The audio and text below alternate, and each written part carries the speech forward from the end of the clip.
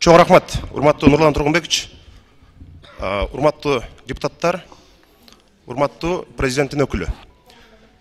26 ноябрь күнү кечинде Альянс фракциясынын 2 депутаты Айдарбеков Чыңгыз жана Жамгырчиев Эмил Кыргызстандан Казакстанга өтүп аткан жерден биздин депутатыбыз Жамгырчиев Эмилди мыйзам бузуу менен, конституцияны бузуу менен күч органдары кармап, аны Бишкек шаарына жеткизген. Анын чет өлкөгө чыгууга болгон укугу бузулду. Мыйзамсыз Кыргыз Республикасынын Жогорку Кеңешинин депутатын күч органдары кармап, ал жака баспа, бул жака басасың деп кылганы бул туура эмес.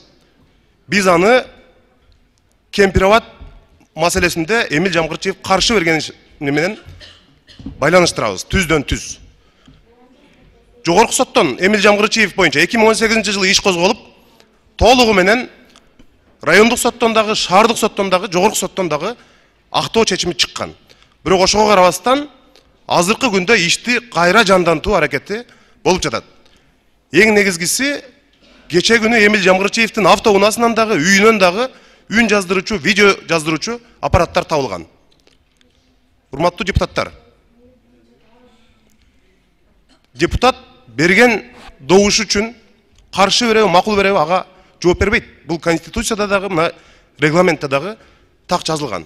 Ошондуктан мага, Жогорку Кеңештин төрагасына, күч органдарынын жетекчилери болуп өткөн окуя тууралуу так жана толук маалыматты бүгүндөн кечиктирбестен берип коет деген ишенимдемин. Рахмат.